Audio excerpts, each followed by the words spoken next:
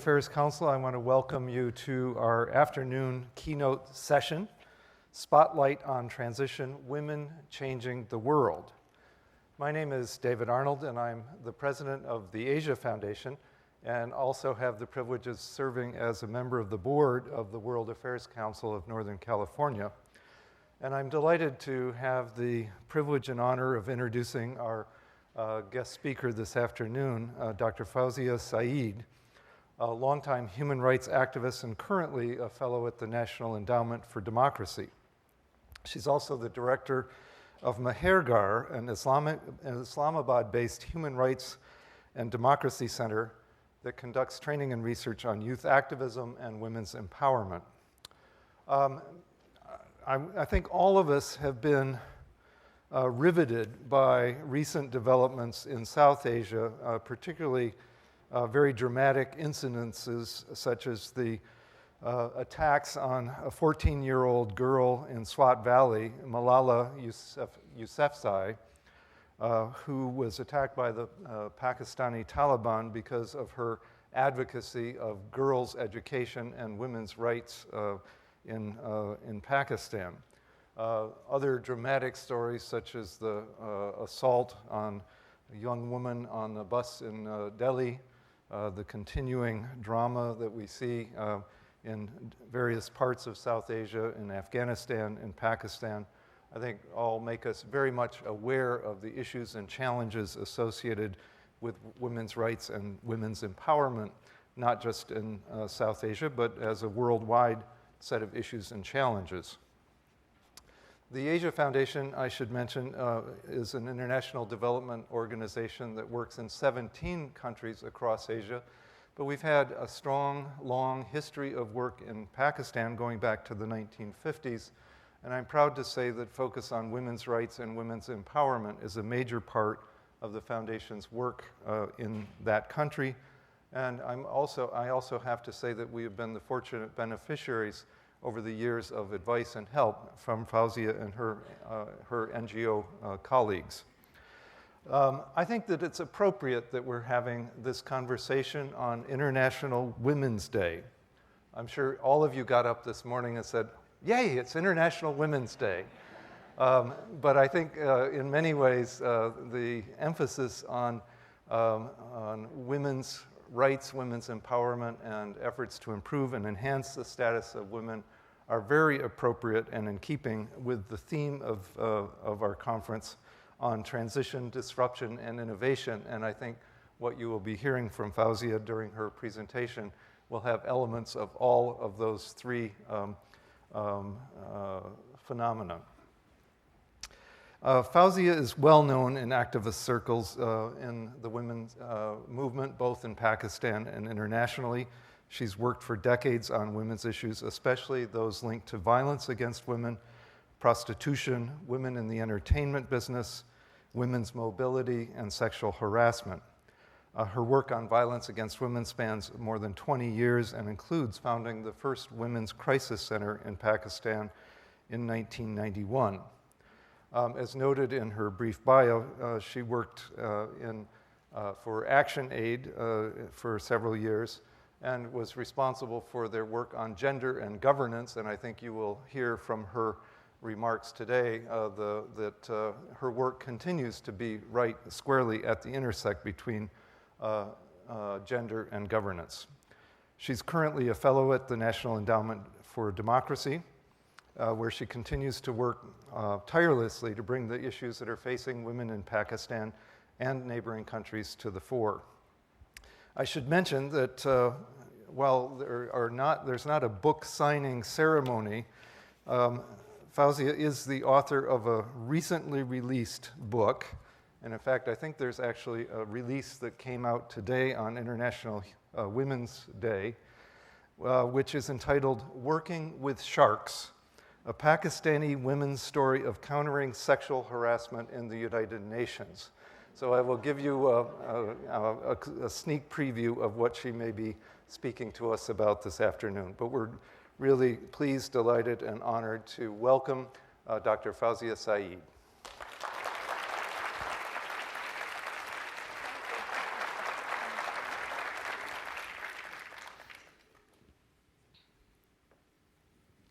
thank you very much for having me here. I'm delighted to speak to such a distinguished audience. And I hope that I can do justice to some of the glimpses that I wanted to show you. I wanted you to travel with me and see for yourself the way we struggle in our own country for our rights. Okay, now this is very basic, but I wanted to put this map up to just remind you that we are sandwiched in between India and Afghanistan, with Iran next to us, China north to us.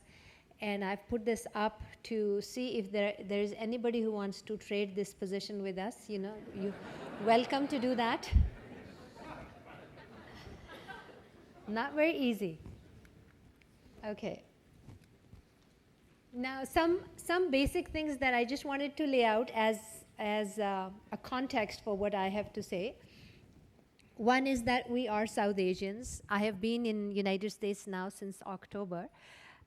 So I get to hear a lot of this Arab with my name, and I just keep reminding people that they're very dear friends, but we are South Asian people, so I just want to underline that again and again, that we belong to South Asian region. Also, yes, I agree, we did get independence in 1947, but I sometimes think that what if we would not have gone for a different name, like Pakistan, and we would have called ourselves West India, or divided ourselves as East India and West India, and then people would have thought that we were very old, and we had a very old civilization, and we didn't have to face, oh, you are a very young country. So every time somebody says a young country, we say, wow, we should have chosen another name for our country. So this is just a reminder that we are very old, centuries old, with layers of civilization, layers of religion that I at least very happily own. And we have a parliamentary form of government, which is very different from presidential form of government. So that is again a reminder, because there are always a lot of comments about the weakness of our government, or what the president says or the prime minister says, but it just needs to be reminded that we do have a parliamentary form of government. And also, just a little caveat that I will not be talking about terrorism as such, even though there are direct consequences on women's lives of militancy. But just a reminder that after 9/11, I think in 9/11 there were about 3,500 deaths that took place here. And after that date until today, there are more than 30,000 deaths within Pakistan at the hands of terrorists in different attacks. So that's just a small caveat. Now, we are a federation. We have 5 provinces. 6th one maybe will be formed soon. But I had put this map up to show you the ethnic divisions. To tell you that for us, the provinces are not just administrative boundaries, but actually different ethnicities live in those provinces. So they tend to become quite different from the states here. And this, you can see the boundaries are very much within that province. And yet, to add to the complexity, I will show you that these ethnicities go beyond the national boundaries. So there are a lot of Pakhtuns in the northern part of Pakistan, and then they go the green part, and they go into Afghanistan. So people speak the same language, they have relatives across the border, and they sometimes feel more close to them than any other province of the country. Similarly, in the pink, you would see the Baloch, Hazara, into Iran, totally into Iran. They cross borders very frequently. It's easier to buy soap from across, from another country than to buy soap from your own. So it's very, and we do not have a wall around the country. Someday probably we'll have funds to do that, but right now we do not. We have a checkered history. Again, you all are very well aware of that. About 66 years can be divided in half. So half the time military dictators have ruled it, and half the time the civilians. So it is not surprising when we say that Pakistan is not a very strong country right now. Also, just a small caveat that in terms of United States and Pakistan relationships, I think United States has always had a very strong financial links with our military dictators and hardly any links with our democratically elected leader. So that's also a small caveat. Okay, now coming to women and the International Women's Day and our women rights. This picture I put up specifically just as a starting point. I want to say that we are very diverse people. Every country is diverse, so it's not a unique statement to make, but somehow I get this feeling being here that people think of Pakistan as millions of big beards, and I keep telling them that 50% of us are women and we cannot grow beard even if we want to. And besides, there are many other people who are not extremists. So among women also, we are very diverse. We are urban, we are rural, we are conservative, we are progressive. And I have a rock star there who is my favorite, and she has a following like crazy in Pakistan, and it's not like any rural-urban divide. Yet we have cases where parents would take life of their own daughter if they think that she is dishonoring them by choosing her own life partner. So everything goes side by side, and that I think is very important to understand anything about women in Pakistan. It's very important to understand that these things exist side by side. Okay, so in terms of issues, what I know people get to hear a lot is violent crimes against women, and acid throwing and honor killing and domestic violence, and that all is there, the whole range is there. Yet I think what I feel is not known. People here, I believe, know our problems, but they do not know our struggles. So what is less known is that there is a very strong voice of dissent, and Pakistan's women's movement, and I would say the largest social movement, is very organized, and we make a lot of fuss about things. And that, I think, can be said about the South Asian countries, Bangladesh and India and Pakistan, because our civil society is still, I would say, 80% voluntary and not salaried kind of civil society. So we do react a lot. Let me just back up a bit. I had spent almost like 20 years focusing on violence against women and issues. For us, it's not, for many of activists like me, it is not a choice that we make that we want to work on women's issues. It is just the living of our lives. So whatever comes in the way, we try and handle that, and that becomes a collective issue. And we realize it is a collective pain, and the way we resolve it becomes a collective solution. So it's not as if we choose that as a profession. It's just living our lives in our society. So after about 20 years of following cases and making fuss about crimes against women, and like you were told, I started the first crisis center, and we followed cases and cases. And at one point, I realized that following cases alone is not going to take us anywhere. Unless we do a change which changes the policy or legislative landscape for the whole society, we're not going to move one notch up. Because every woman has to start from scratch, from point one, and go up, and at some point, other people will help. The next daughter will start from point one up again. So that doesn't work. But what happened was, there was an experience that I went through, and I will share that briefly with you. And that is what started a movement, and then I will take you through how we developed our movement. I was working for United Nations. I joined United Nations in 1995. And I was asked to develop the very first gender unit totally focused on women's empowerment within UNDP Pakistan, which I thought I was very fortunate to have that opportunity. I'd been waiting for that opportunity. And after finishing my doctoral degree and my higher education from United States, I had gone back, a lot of enthusiasm to change our world. And during my work in United Nations, I was very bothered by sexual harassment by some of the people, specifically one very senior person. And I was trying to put up with it for about 3 years, until the time I felt like it was ridiculous for me to work on women's issues of women of Pakistan unless I can take care of my own issues.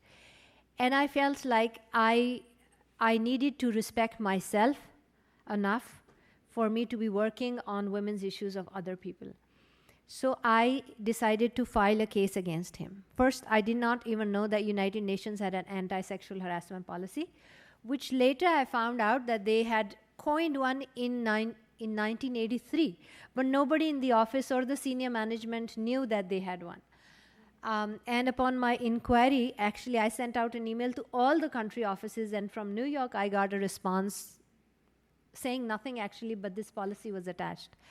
So I thought that there is some room and I could file a case. And when I decided to file a case, there was this hush-hush news that goes around. And I found out that in a staff of 100 people, we were 16 women, and 10 other women joined me against the same guy. And 4 or 5 who did not join us, they came to me and apologized to me, and they said, he does exactly the same things to us also, but our jobs are more important. So among the 11 women who filed the case against one guy, there was 1 Japanese, 1 Dutch, 1 British, and the rest of us were Pakistani. And they all were very surprised that I was also one of those women, because they felt like I was very strong and I was a human rights activist also, and I was the head of the gender unit. But I think they all felt the courage, and some had married again, some didn't tell their parents, because it was a very big social question that we go against this big organization, and what will the society say? So finally, when we got our complaint out, which was 22nd of December 1997, we thought that was it. That was the bigger challenge for us to decide and agree to face the society. But we realized that that was only the beginning of it. Because the way the management came down on us was just shameless. And we thought it will be the word of 11 women against 1 man. That should be pretty obvious. It would not take them a very long time to take a decision. But they did take about 2 years, 2 years of torture that we went through. And one by one, we all had to resign because we were pushed out. And the international management really colluded, joined hands, tried to open parallel inquiries and rumor campaigns, and tried to buy different women out, etc. But anyway, I'm not going into too much detail of the case, because I have written the book, Working with Sharks, specifically on that case, and I think from tomorrow onwards, it'll be available on Amazon. Because I felt like that needed to be shared, because even today, if a woman files a case, what she goes through is very similar to what we went through. Now, about the issue of sexual harassment, what I realized after concluding the case, what I realized was that this is an issue that every woman in Pakistan faces every day of her life. So yes, we do sometimes give more attention to gang rapes and acid throwing, and those are issues that international press also picks up, and these are what I call flamboyant issues, very, very problematic issues, but still they get more attention. And something like this that influences our lives so much that the way I talk, the way I move around, the jobs I take, where I can go, where I cannot go, is all influenced by sexual harassment, or rather the fear of sexual harassment. Grown women and their fathers take them to the place of their education or work, and you wonder why. So I decided that this was time that we, rather than going after this issue or that issue that hits the news, we will go to the core issue, which really, really carves out who we are, or the fear of that issue. So I talked to a lot of like-minded organizations and many women, and we started an organization. It was a movement, not an organization, called Asha.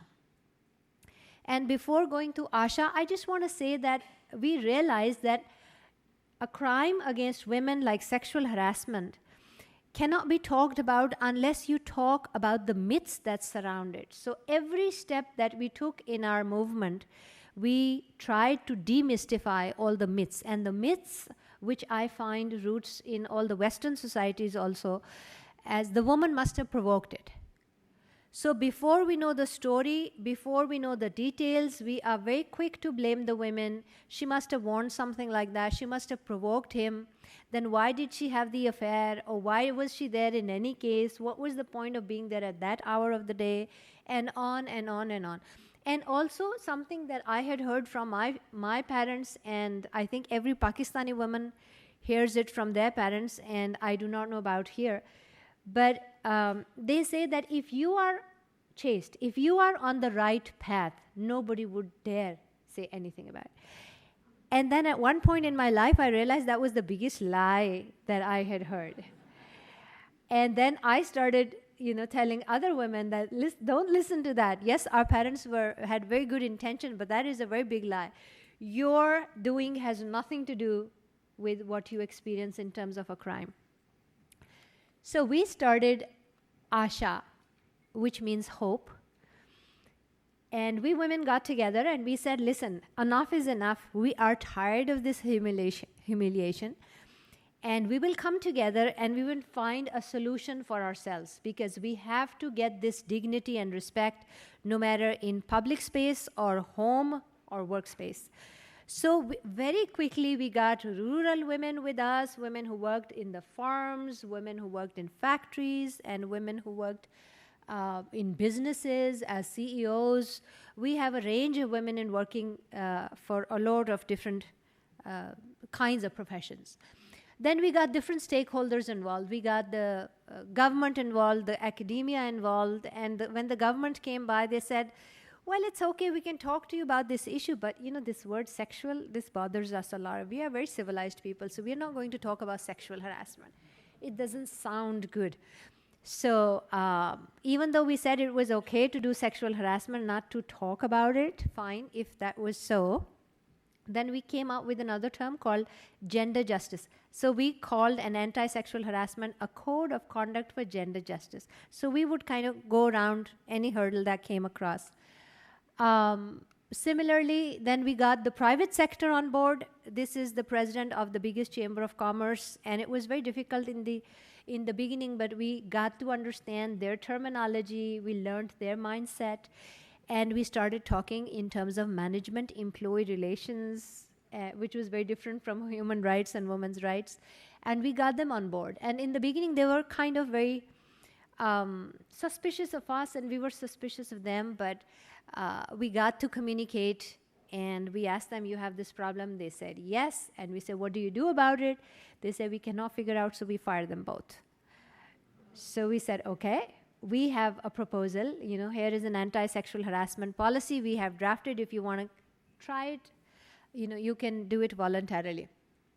Then we got our media stars on board, famous women from our movies and television, and we used to do this mini Oscar kind of an event, and we would acknowledge the progressive leaders in the private sector who had provisions for women employees, and we call them gender-friendly companies. We started giving them awards, to the extent that after some years, these people used to advertise that on their recruitment banners, and they wanted more women to apply, so they would say, we are Asha Award winners.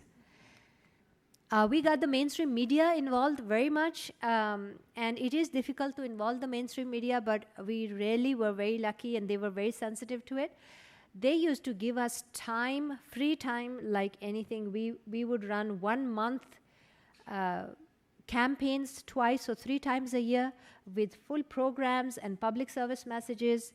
And in this whole, it took us, our movement went on for about 10 years. But we stayed away from international donors, so it was a very indigenous movement without much funding, and we didn't need too much. We had become experts of twisting arm of everybody and getting free things from everyone. So in 2008, we actually hit the parliament, because that was when we had our first democratic elections after a very long time. And we approached the government, and at that time, I had drafted 2 pieces of legislation, and then we went around the country and improved them, and we said to the government that this is a problem. We have found out a solution through an anti-sexual harassment policy. We have voluntarily gotten more than 500 companies to adopt it. They have been going on with it for a few years. We have modified the legislation, the proposed legislation. Now we want you to pass it in the parliament so that you can mandate every organization in the country to have a policy like that. And you can also make sexual harassment a crime within the criminal procedure code. So there was a lot of lobbying. We were again new at it. We had to learn their mindset. But I have to tell you that in Pakistan, the trend is that civil society is on this side of the line and the government is on that side of the line. And all our communication is limited to bashing. So we bash each other, and the government sort of is always wary of us and critical of us, and the civil society people just are full of grumbles about everything that the government does. So this was, for a change, a very different approach, that when we approached the government and we said, we have drafted these things, you take a look at it, we want you to propose this as a government legislation. And then the way we started lobbying with all the parties, they realized that there was something different about this approach. And I think that we didn't have connections because we didn't come from that class of the society where you have aunts and uncles in those positions. So we really had to create our own connections, and we had to learn the tactics. We learned about them. And I will give you one example. It was really, we would get to know the assistants, like we have security guards and everybody, and we had like a spy network where we would gather our information. And we would move around, and even security people would help us and say, oh, this senator has just entered that room, and we would quickly go. And the office assistants, etc., I think they just felt, they saw our compassion and commitment, that everybody in the huge parliament house wanted to help us. And there was one time when we had a law committee meeting, and they were going to talk about one of the amendment to the criminal law. And they forgot to get us onto the agenda when we had lobbied for a month to get on the agenda. When the meeting came, we were not on the agenda. So I was really very angry, and I was discussing it with the assistant, and I said, this just cannot happen. And he said, well, sorry. And I knew we were not really a priority at that time for some of the parliamentarians. So I went to the agenda. There were other listings of legislation to be discussed. And at the end, they said, any other item. So I said, okay, this is our item. We are going under any other item. And he said, you cannot possibly do that. And we said, you just watch us do it. And we got ourselves in, and we got the approval of the chair, and we got ourselves in onto that agenda item, and we pushed ourselves in, basically took over the whole meeting, and we got our point across, and we were so persistent that they just adjourned the meeting after we finished our presentations because they were just so absorbed by what we were saying. So after that, at the end, we had a lot of resistance from the religious quarters in the Senate. And typically, the pattern has been in Pakistan that when the religious right gets up and they say, oh, domestic violence, no, this is going to break up our families. So everybody just goes quiet because nobody really wants to pick a fight with them.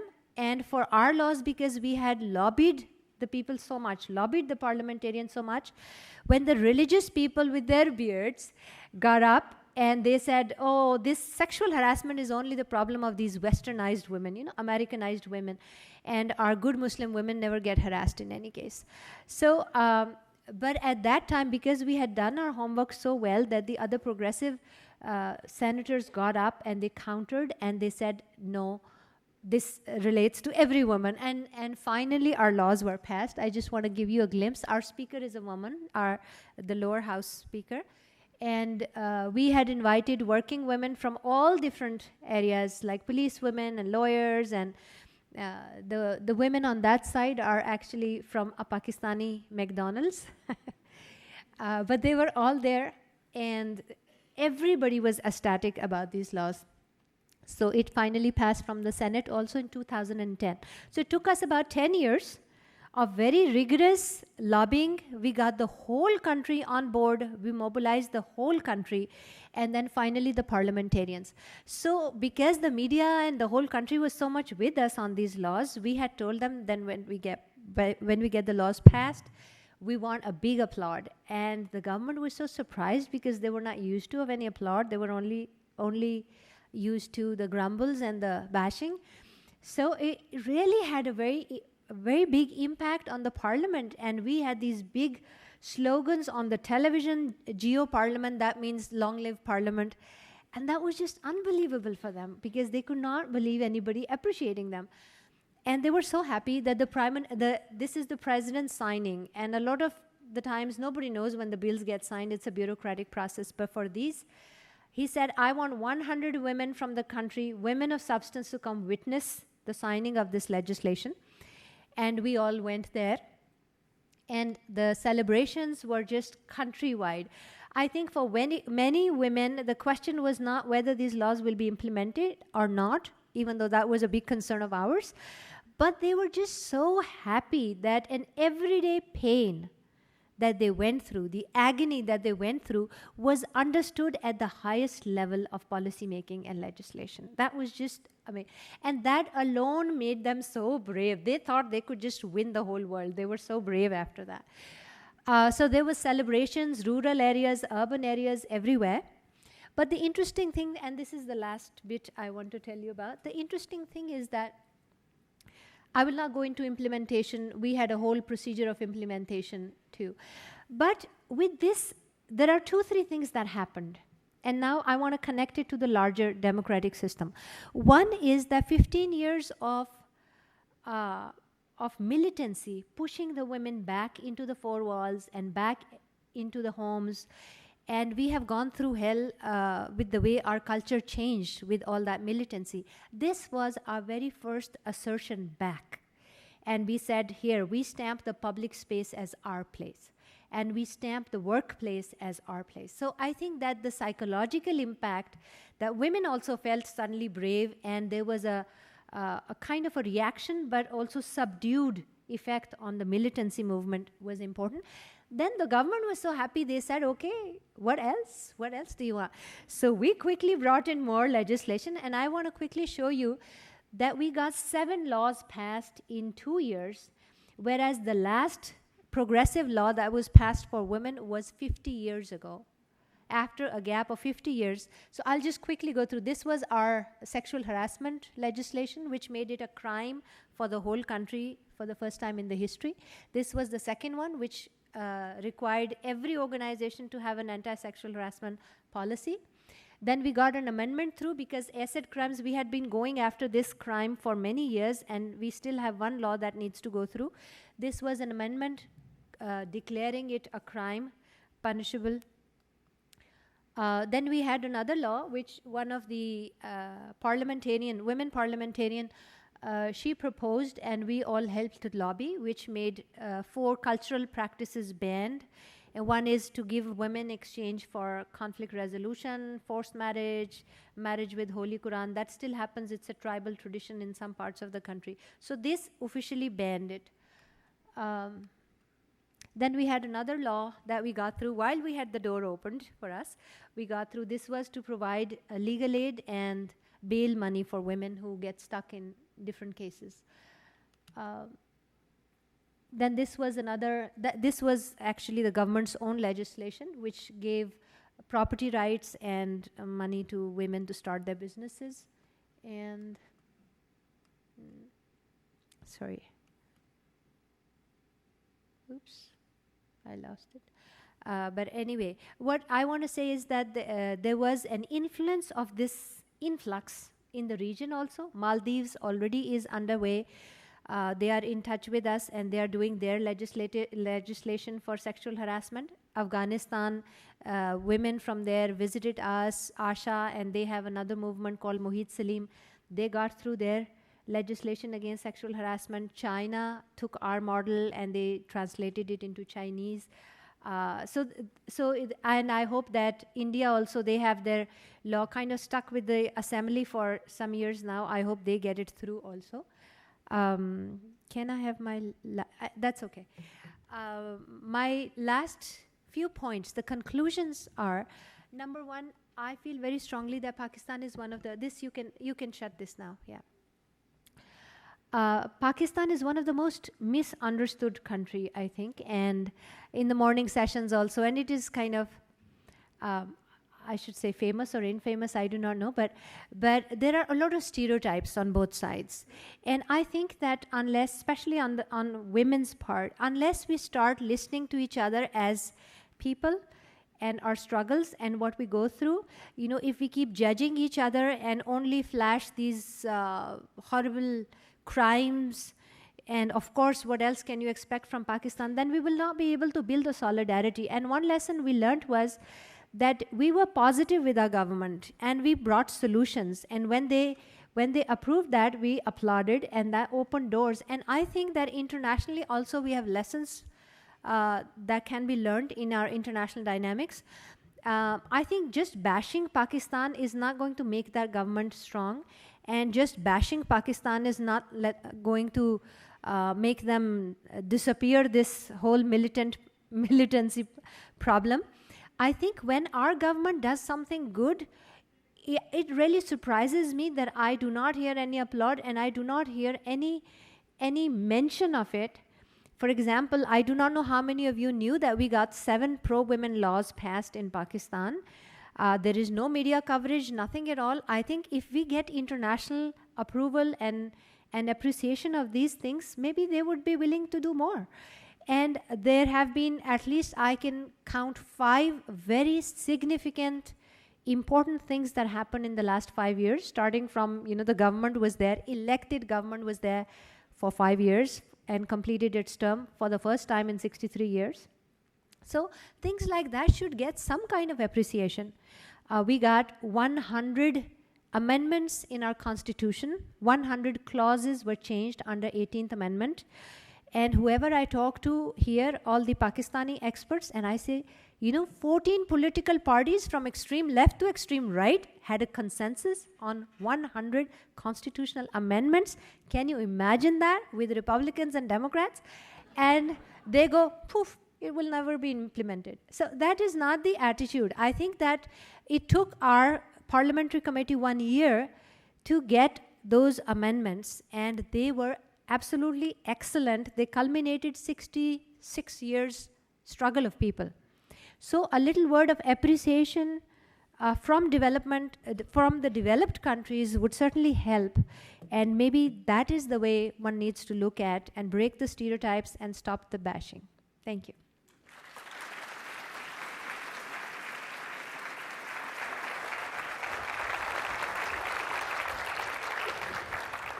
Thank you very, very much, Fouzia.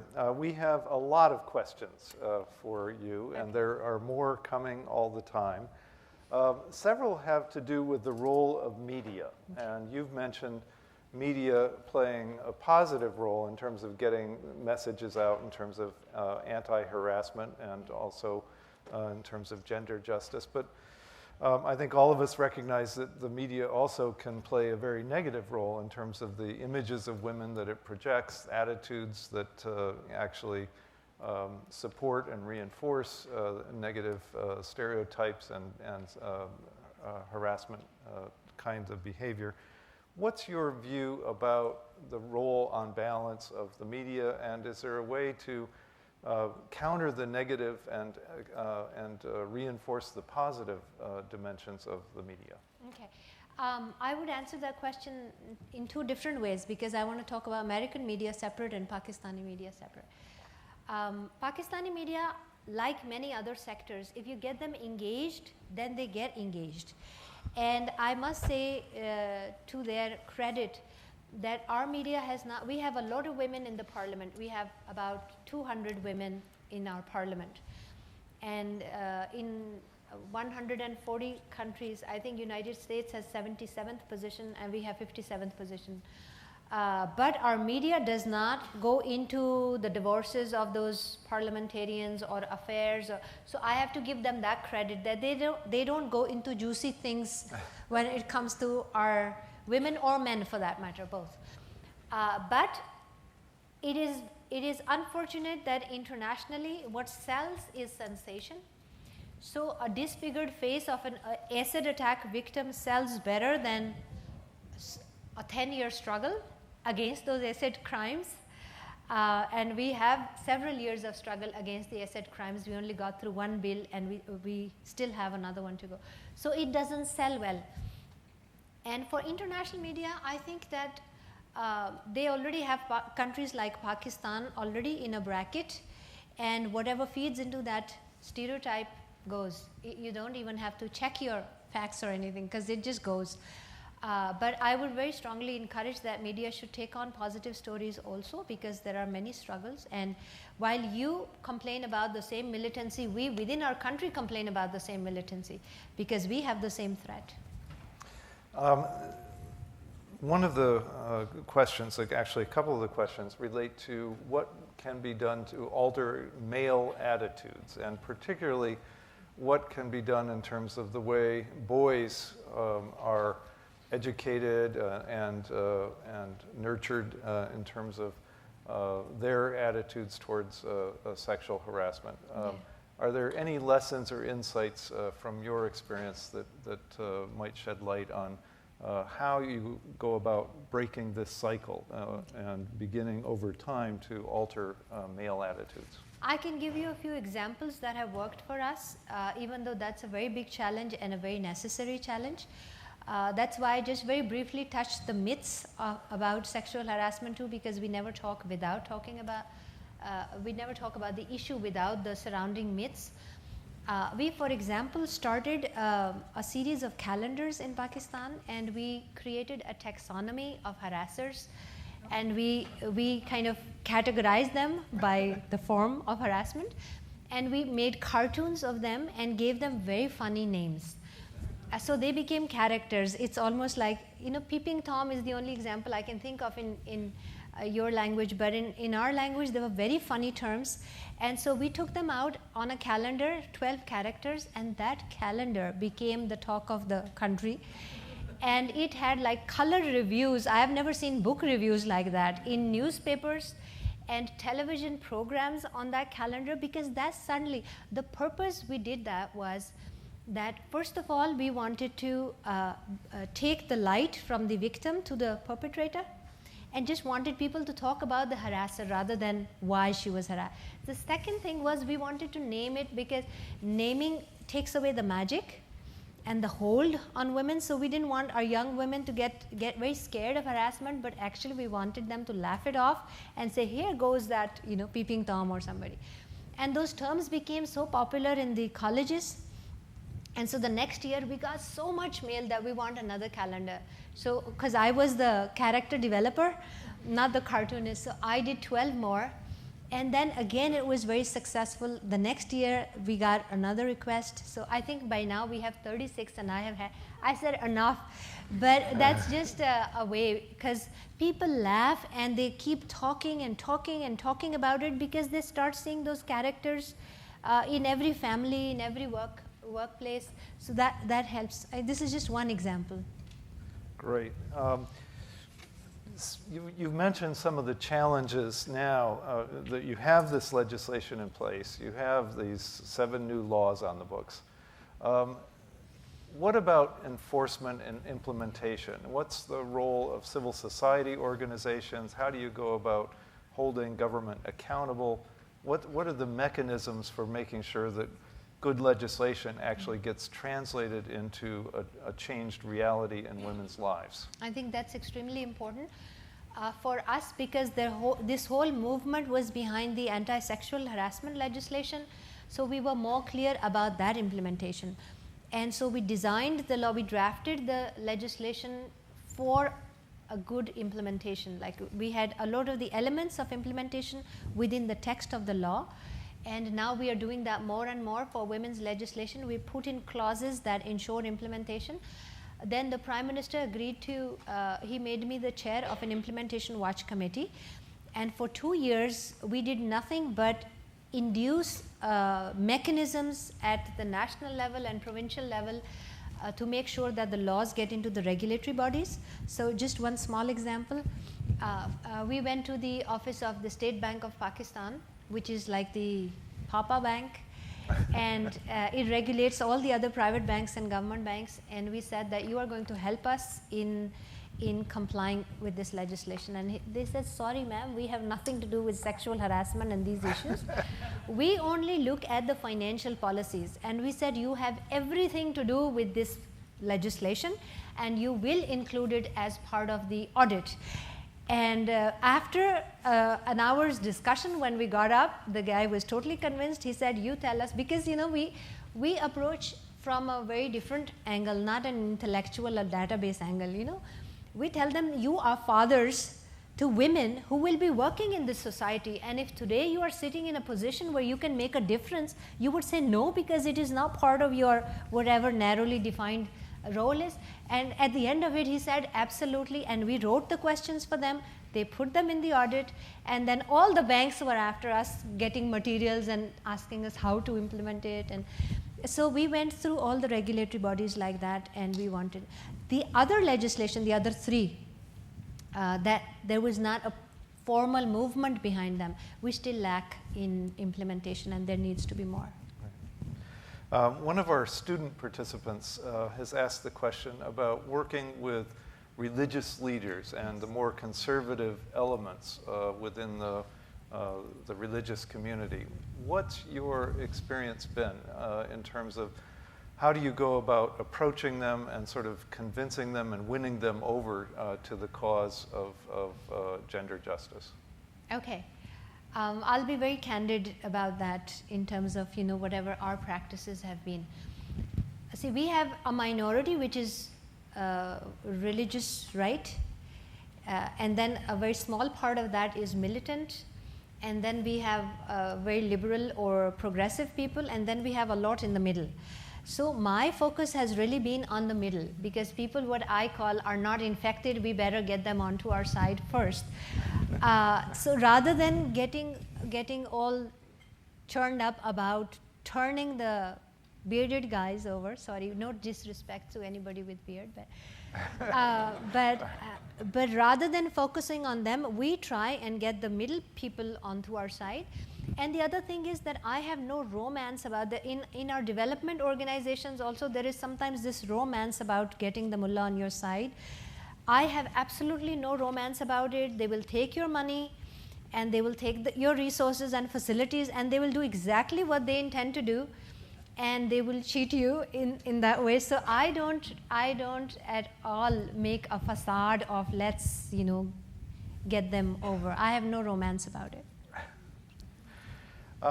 Another student question relates to kind of the international dimensions of this, and the student asks the question of what effect greater gender equality might have in terms of Pakistan's relationships with India on the one hand and with the US on the other. Okay. With India, I've been a part of Pak-India Forum since I think last 30 years, people-to-people dialogue, and I hope that we see the friendship develop between India and Pakistan in my lifetime. I want to see that.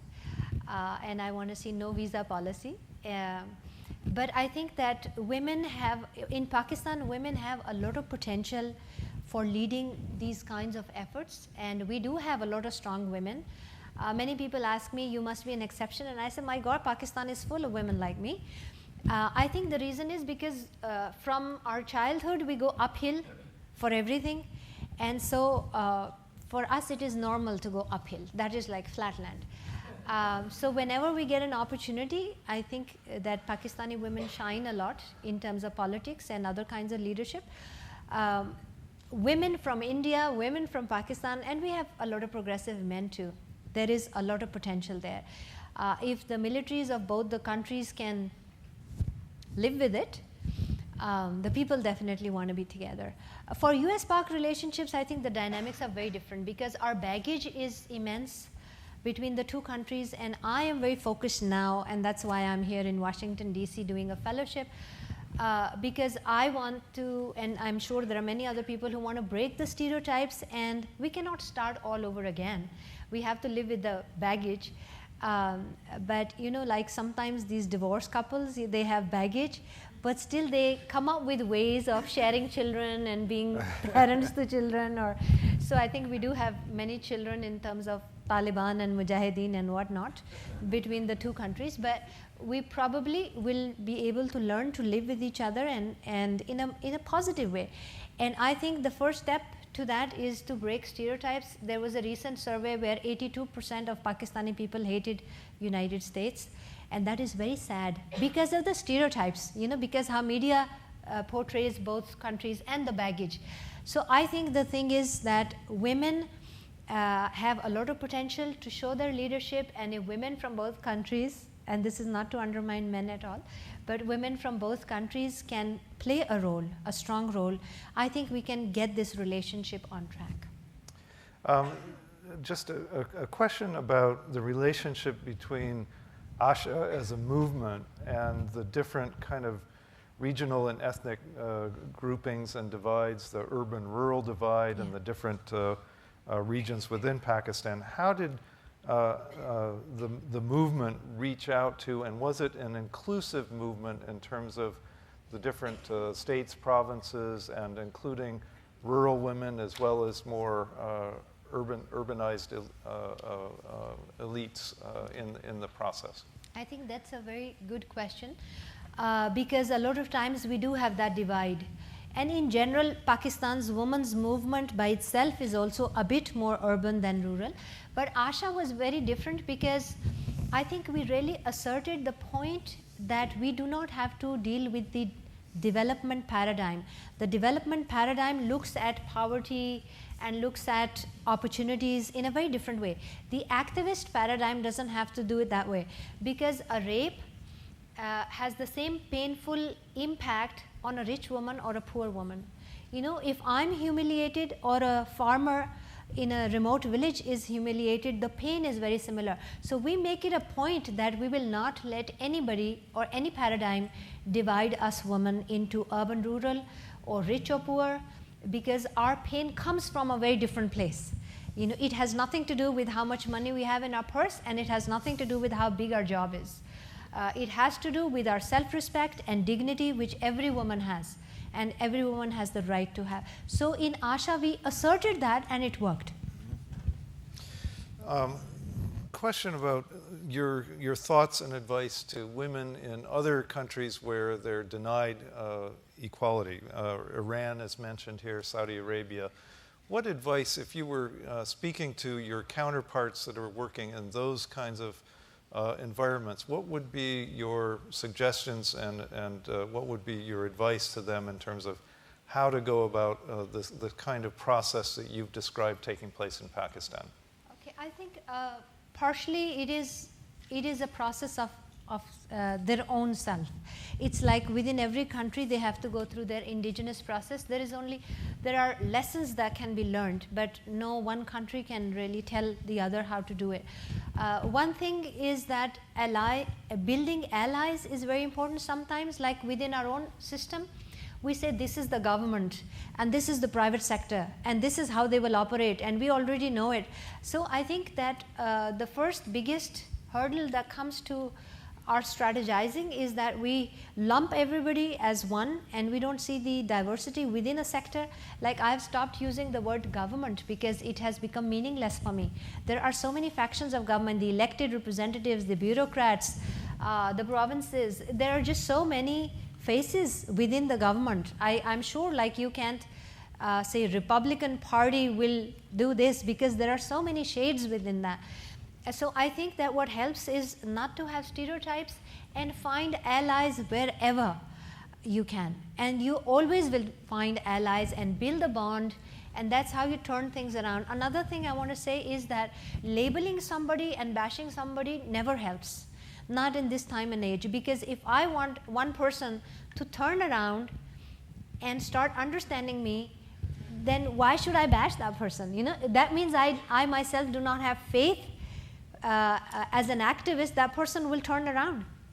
If I engage and communicate with that person, only then that means I have faith that things will turn around. So I think that bashing is not good. And another point I will make is that when it comes to gender equality, we should not only look at our museum kind of countries. I always feel sometimes like museum item, but I think that all the countries in the world have patriarchies, very strong patriarchies, and it's about time that that Western countries should also look into themselves and find strands of patriarchy.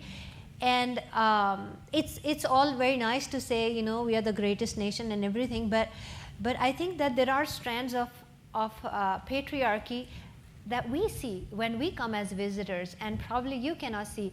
So I know I should be the last one to claim this coming from Pakistan, but I think that it is very important to understand patriarchy comes in different phases. It is very subtle, and it is very educated and glossed over, and in many ways, and it can be right in our faces like we have, you know, it's right in our faces in Pakistan. But that is what will build the solidarity between women and progressive citizens.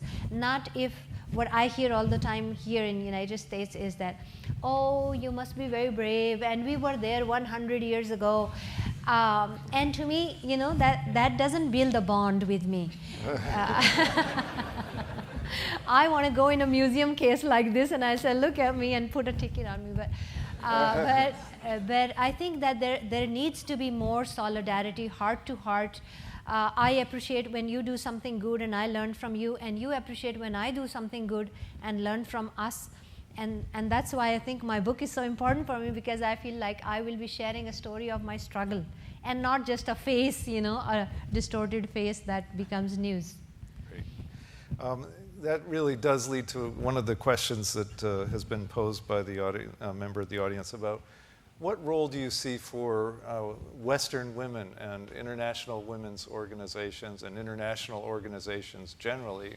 You've emphasized the importance of Pakistani women taking leadership themselves and really even not accepting any international support for the effort.